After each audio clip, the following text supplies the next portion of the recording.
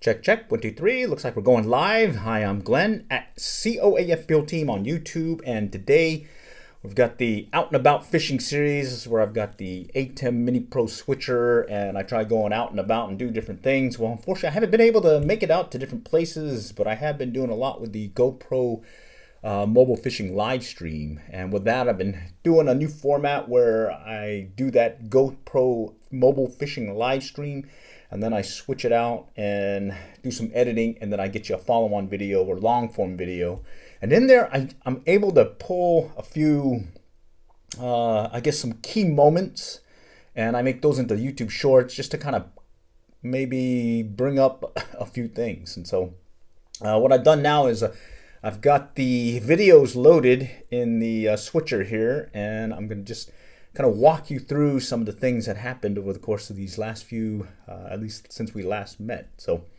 let me go ahead and shift over, and we should be able to be starting here shortly. So let me hit the start button. There's another one. That's what I was talking about, why I like to stand off about.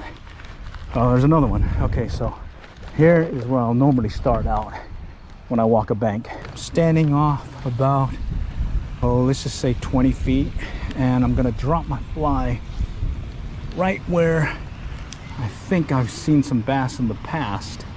See if I can get them to strike without me walking up on them.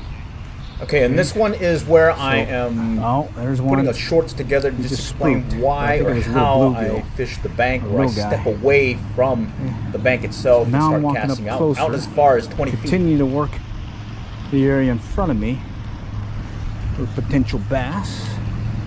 Then I'm going to work to the right, and there's a hit right there.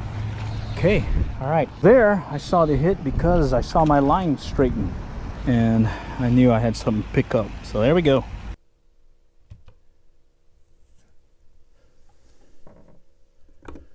Okay, so the big takeaway on that one is step away from the bank, start casting, and slowly work your way closer in, making sure that you've covered the area that's up close. And you can see there where I did spook one, but I also was able to catch one as well, a nice little bass. Okay, so that was a fun one. I was out there using I think it was one of the oh man, I forgot what fly it was. Anyways, let's go on to the next video. It's running on the line. Oh, it's a bass. Bass went for it. Nice. It's going for the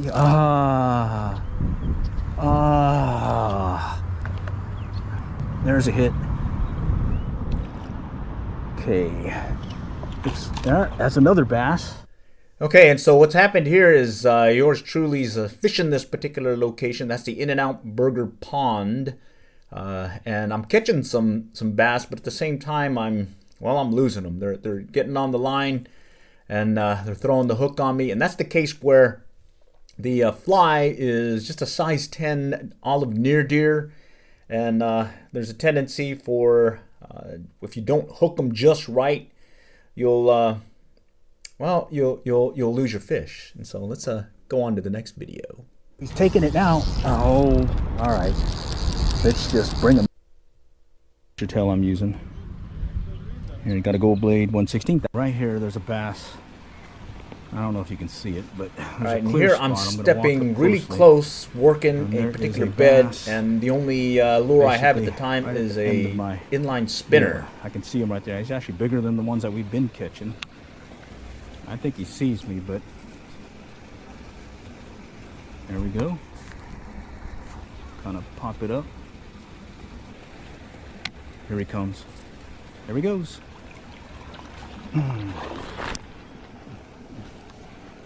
All right, and he's less than 5 feet away from me. This green stuff, and he's running on me. He's running on me. He's a jumper now. All right, I guess he's bigger than the other ones. All right. Okay, so that was a fun one. Again, I was out fishing the local pond, in this case Bethany Lakes, the back pond, and I'm using a Bait Finesse Systems gear. In this case, that micro light fiberglass rod from Bass Pro Shops. It's a cheap rod, but it's a good one when it's casting. When you're casting those ultralight lures, it's got a really whippy action with the fiberglass composition of it, and then coupled with an inline spinner, that ultralight. What was it? 1/16 ounce ultralight rooster tail. It was a fire tail, and what happened is I saw the bass just right there by the bank, and I slowly walked up, less than 5 feet away, but I was able to get that lure into the bed and just kind of twitch it a little, and he took it, and Yoshli was able to get there. So the big takeaway there is, well, again, step lightly. You'll be surprised how close you can get to some of these bass, especially when they're spawning, and be able to hook into them and get their attention. So let's go on to the next video. It's coming back. It's coming back. Oh, he had it in his mouth. Oh, man. Oh, he bumped it this time. He actually bumped it. Okay. I believe this time I'm using the Ned rig. Z-Man Ned rig. Attack here. 1/15 ounce. All right, I got to get it closer to his nose.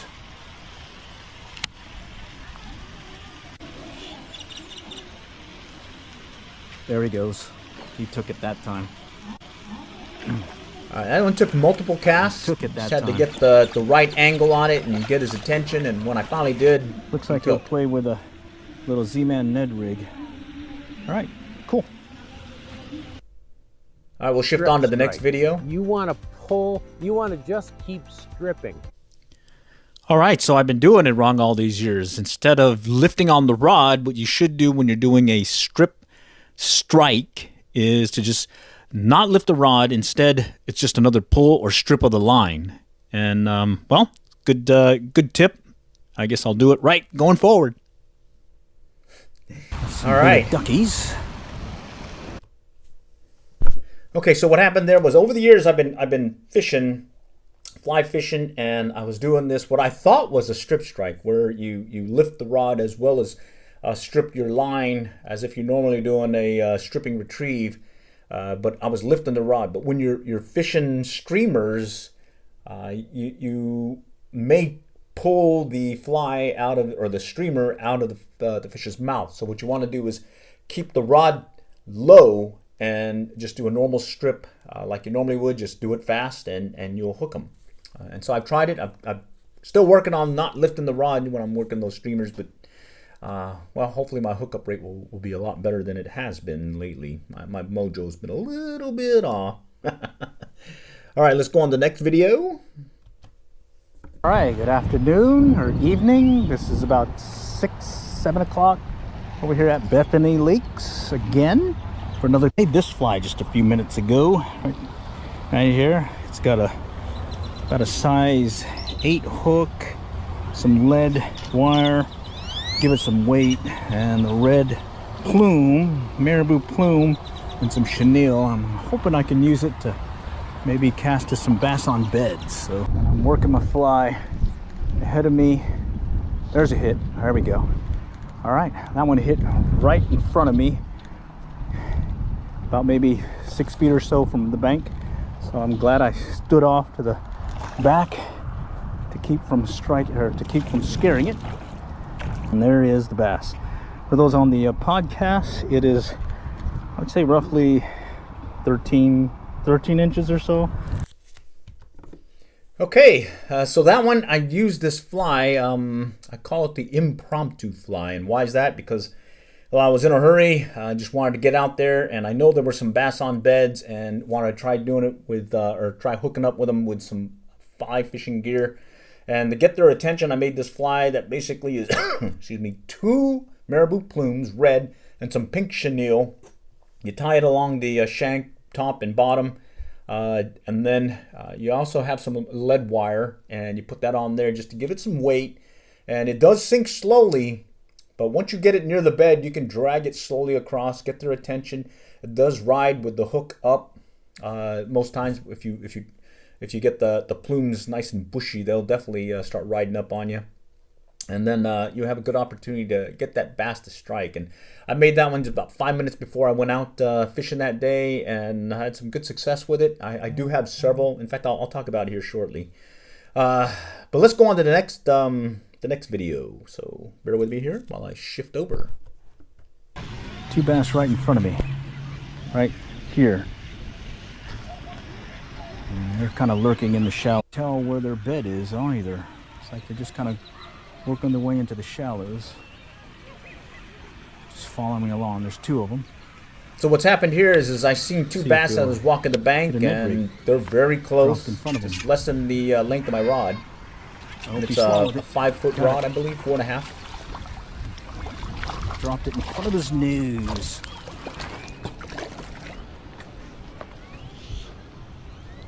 Alright, he wasn't on his bed, but he still went for it. Right in front of me. And his buddy's still out there. Alright, this one was in the shallows. He wasn't on his bed. Dropped the Ned rig right in front of his nose. That makes number 5. Oh yeah, so that was another fun one. Again, I was just walking the bank, slowly walking the bank, making sure that I didn't walk right up to the bank. I would just kind of make my way up closer as I cleared the area in front of me. Then I kind of shift over and step lightly. And as I was doing so, I saw these two bass kind of cruising the shallows, less than a foot of water. They stopped and they kind of hovered around an area, but I didn't see a bed. And then I noticed that, well, when I cast initially to them, I did get their attention, at least one of them. And then he kind of just was lurking in the little branch, or I think it was by a cypress tree, so by those little roots that go into the pond. And there I just kind of shook that Z-Man Ned rig in front of its nose, and he went for it. And so I called it the close quarters bass fishing. All right, let's go on to the next one. There's another one. That's what I was talking about, why I like to stand off about. Oh, there's another one. Okay, this is so the repeat again at the beginning where I'm saying why I walk a bank and why I prefer to stand off. Oh, let's just say 20 feet. And I'm going to drop my fly right where I think I've seen some bass in the past. See if I can get them to strike without me walking up on them. Okay. So, oh, there's one. He just spooked, but I think it was a little bluegill. Or little guy. Okay. So now I'm walking up closer, continue to work the area in front of me for potential bass. And then I'm going to work to the right, and there's a hit right there. Okay, all right. There I saw the hit because I saw my line straighten, and I knew I had something to pick up. So there we go. Okay, so again, just reiterate, when you're fishing these ponds, start off stepping back. In this case, I was about 20 feet, 15 feet or so, started casting, kind of clear the area up close, and then I walked up closer to the bank, and then I start shifting over to the right in that particular case, and I was able to hook into one.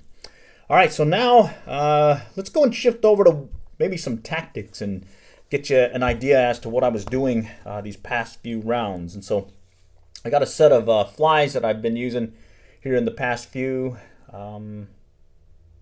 Wait a minute. I got to grab this other fly too. All right, let me grab it right here. Got it in my trusty fly fishing GoPro live streaming jacket here. And let's see. I think I put it in one of these pockets. Yeah, there it is. Okay. All right, so well, first off, talking about some ultralight bait finesse systems fishing in the series of shorts videos that I posted. Check them out. They're the most recent shorts that I've posted on the channel. One of them was just the straight inline spinner, ultralight 1/16 ounce firetail, rooster tail. That one was working pretty well for me. Really trying to scout the area and just work the different spots, but then I lucked into one bass that was on its bed, and I was able to hook into him. And then I switched over to a Z-Man Ned rig and started working them on some beds, sight casting as well as blind casting. And so Those were the 2 lures I was using these past 3-4 weeks when I went out with some bait finesse style gear.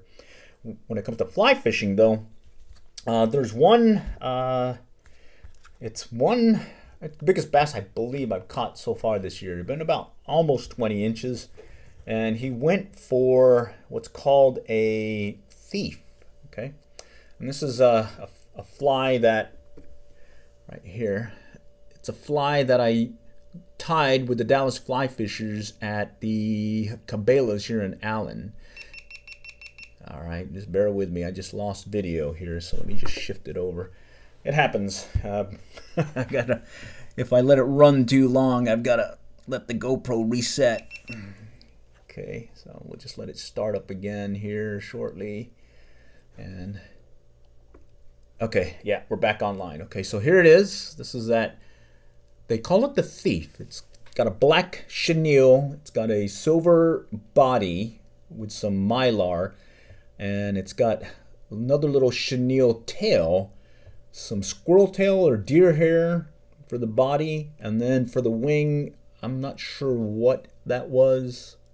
But it's some kind of feather. Kind of mottled in white. And what was nice when I was casting it was I'd cast it, and you could actually let it sink and work the lower part of the water column, or you could kind of retrieve it, and it'll ride just a few inches below the water or below the water surface. And in this case, I was able to get one of the a nice sized bass. So check it out. It's a pretty quick video where I caught one on the thief. All right, and then I did catch or had another opportunity to fish it, but didn't do as well as that first time I took it out. Let's see, and then I went and started fishing the, what was it, Sonic Pond, and started working some fish there. And that one I was using, I think, various flies, but I believe the one that I kept consistently going back to, let me see if I can grab it here, was the olive near deer. Let me see if I can grab it.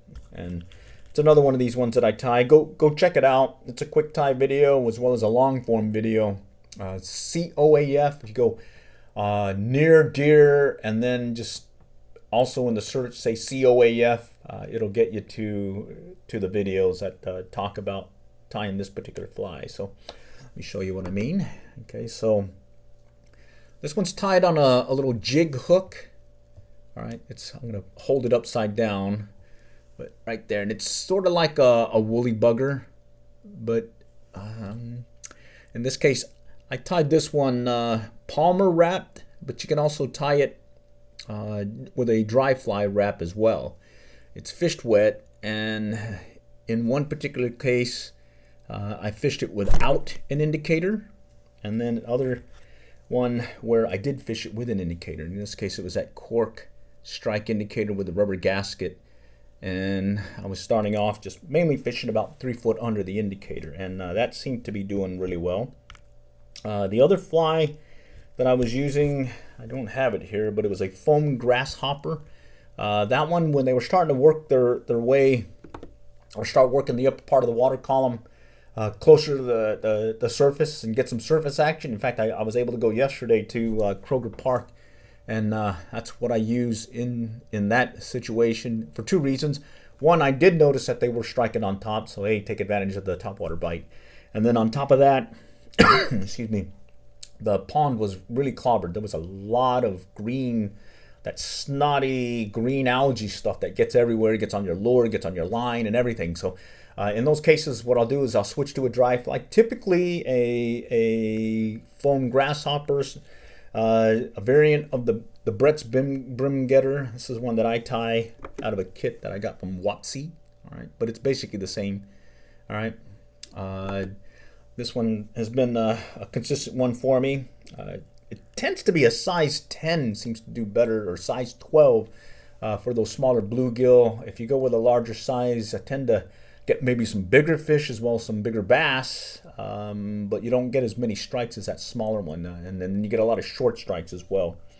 I did try out the elk hair caddis and got few bites on that one right here. This is one that I tied. I ended up losing it that one day.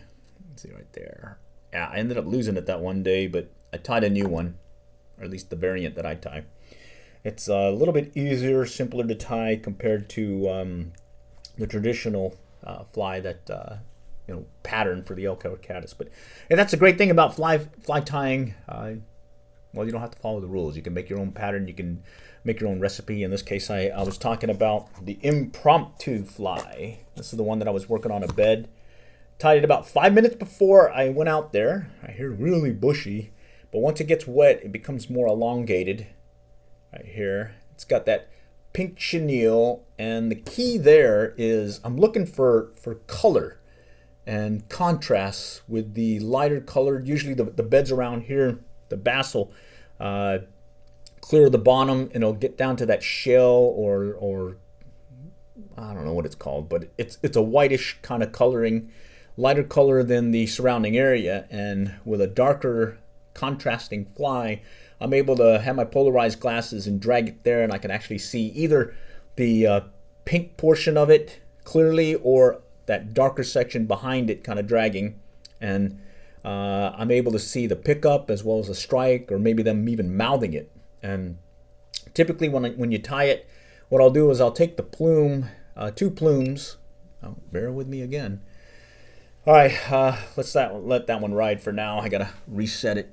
I'll take 2 plumes, and you got the doggy. Charlie was over there in the background barking, so bear with me. But I'll take 2 plumes, one larger than the other. All right. Okay. He's still barking, I think. Okay. I'll take 2 plumes, one larger than the other. And the larger one will go on the bottom of the shank, or the opposite side of the hook bend. And then the smaller one will go on the side of the hook bend. And what happens there is I'll get it to kind of float in an upright direction. There is some lead wire here to give it that tendency to point downwards as well. Right here, and typically it'll drag through the bottom with that pink portion on the bottom, just kind of bumping along. And what you do is looking for that change in, or the the pink to disappear. When it disappears, boom, set the hook, because most likely the bass has got it. I've also tied it in purple and white, purple and orange, different colors. There's also a bent back version of it where I'll take the hook and I'll bend it back into an angle just to give it a little bit more riding high on the hook bend, and that seems to work well for me. And then there's another one that I haven't used yet this year, but basically it takes a jig head hook, but without the jig lead portion on it. This is one that you would do if you were going to tie your own jig, or pour your own jig heads, and with the lead and everything. Instead, I'm just using the hook itself right here. It's just the hook. You can see that top bend here. And I've used some bead chain eyes, or you could use some dumbbell eyes as well, right there. And in this case, I've got pink in the front to give me that visual, to see that contrasting color from the bed itself. And then I've got the purple chenille, let it ride up like though with hook bend here, and he grabs it. I see that this color's disappeared. I'm setting the hook, and I find that tends to work fairly well when I'm working the beds and whatnot this time of year. And then here's another variant of it. It's basically a craft fur, excuse me, craft fur clouser. All right, and it's got a lighter color green and then a darker color green, and it again rides hook bend up. And this one I tend to have in this same little box or whatever, fly box piece, because well, I use it mainly when I'm over there at Denison Dam. I'll use this one along with I think the Denison Dam Dauber, as well as the another fly that I tie, and this one tends to work well for those stripers, but it'll do double duty for working a bed as well for bass. So good stuff. Let's see, let me go ahead and shift back. And all right. So I just wanted to get the do a quick out and about fishing series update. I know we're doing this back at the casa, but I think it is good to just circle back on some of those shorts videos that I posted. Go take a look at them. There's some good information there that I believe. Well, it's in line with our motto: average Joes, avid fishermen, and bottom line, learn to fish by our trials and errors. And maybe you'll be able to catch a fish or two. All right.